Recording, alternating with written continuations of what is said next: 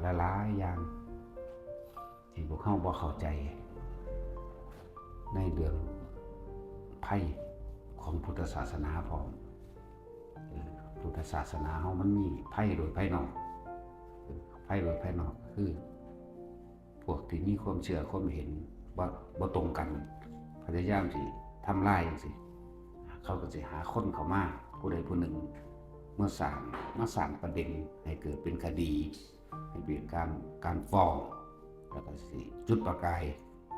ตีข่าวลายออกไปเรื่อยๆเพื่อเกิดความเสื่อมศรัทธาดังที่เป็นมาตลอดนั่นแหละบอกว่าให้พวกเฮาดูแลรักษากันเพราะผู้ใดสิเว้าคือจุกจิกนินทาจับนินทาเกิดความแตกแยกให้ตักเตือนแล้วมันบ่ฟังหรอกถ้ามันทุกคนมันมีเจตนาและจุดหมายมากบ่แม่นมาปฏิบัติธรรมบ่แม่นมาประพฤติธรรมบ่แม่นมาละความเห็นแก่ตัวมันสิพยายามเข้าไปคุยกุดหลังนั้นคุยกุดหลังนี้คุยกับเพื่อนคุยกับผู้นี้แยกออกเป็น2ฝัก3ฝ่ายไปแล้วบัดนี่แหละจังว่ามันมีมาอยู่ตลอด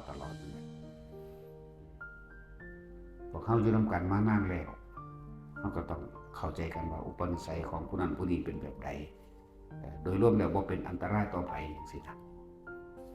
โดยรวมแล้วบ่เป็นอันตรายแต่ว่ามีผู้ใหม่เข้ามา1 เดือนเริ่มเห็นความแตกต่างคนผู้นี้นี่ก็คอยเว้าความแตกแยกครับแต่พวกเขาบ่รักษากันเองไผสิรักษา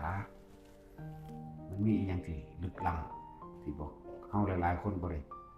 ติดตามข่าวติดตามไพ่ในพุทธศาสนานะมันจะมีกลุ่มคนผู้หนึ่งกลุ่มหนึ่งเขาก็กระจายการทำงานมาค่อยสร้างความแตกแยกซ่อก่อนบ่อนทำลายเพื่อให้เกิดความ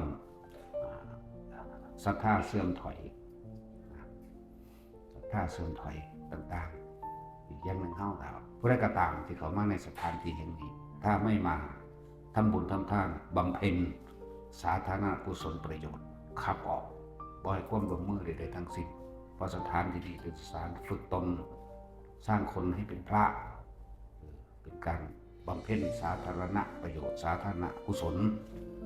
บ่แม่นหมองสิให้ข้าวบ่แม่นหมองสิผู้ใดมาหลายๆอย่าง